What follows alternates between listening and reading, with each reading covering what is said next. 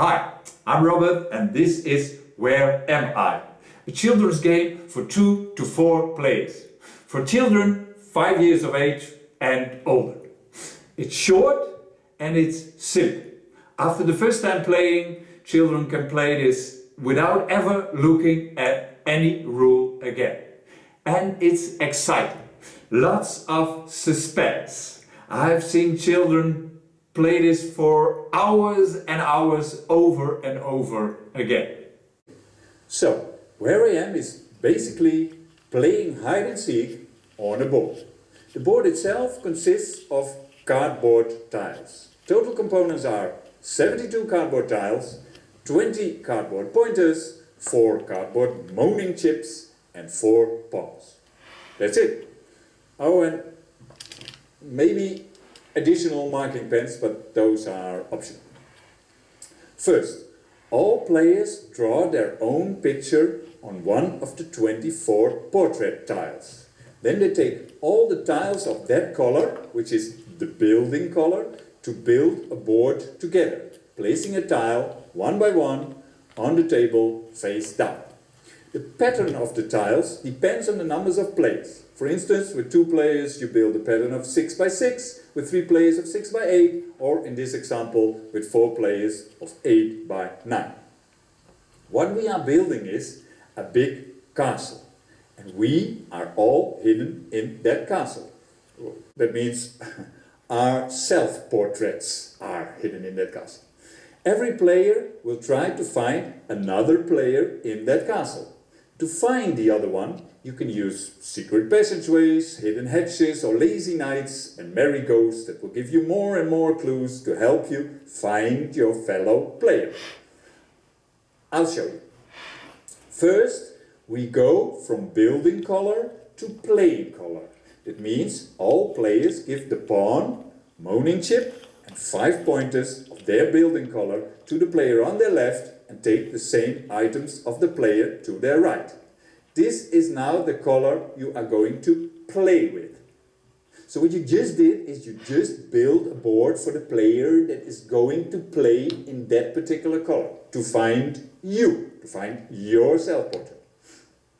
All players place their pawns on the entrances. The entrances are the tiles that you cannot place face down. The tiles with the 2 same sides. Like this. And the game starts. All players now clockwise take turns in which they move their pawns around on the tiles 2 steps at a time for 2 players, 3 steps at a time for 3 players, and like here, 4 steps at a time for 4 players. You can move your pawn forward, backward, to the left or to the right. Straight, like this, 1, 2, 3, 4, or with 1 turn to the left or to the right. Like this, 1, 2, 3, 4, 1, 2, 3, 4. You should always land on a tile of your playing color.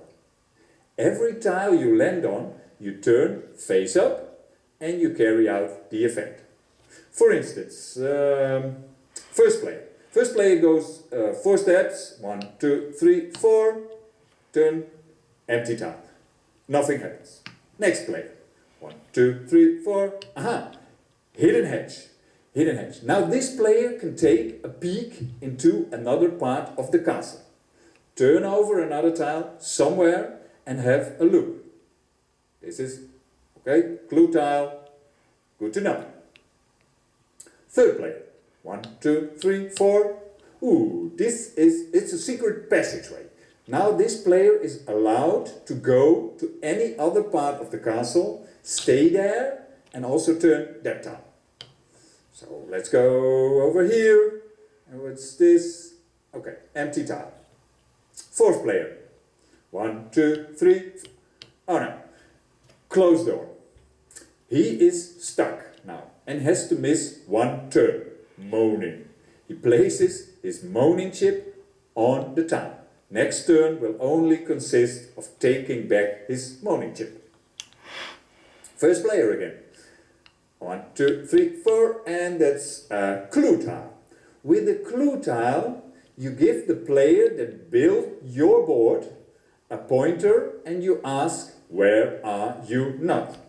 This player now has to place the pointer next to a row or a column where he or she is not hiding.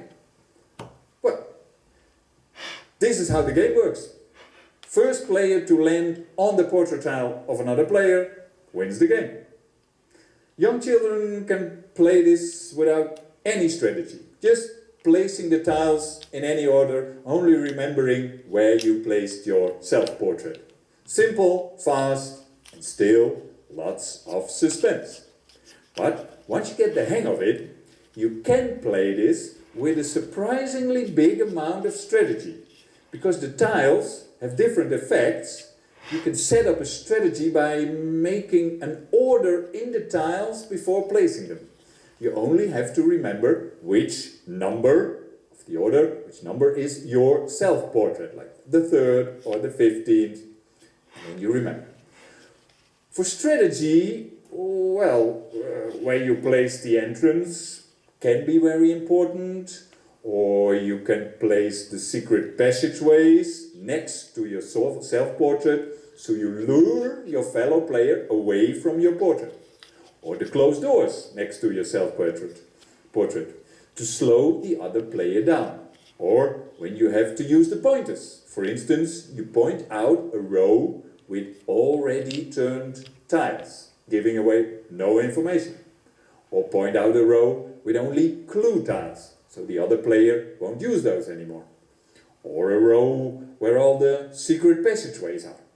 Well, lots of possibilities. That's it. I made some nice variations, like playing in 2 teams, or searching for 2 other players, or searching for all the other players. There is a memory variant, there is a dice variant. All of these variants mathematically simple, elegant, and very easy to learn. Thank you for watching. Check out the rules and have fun with the game.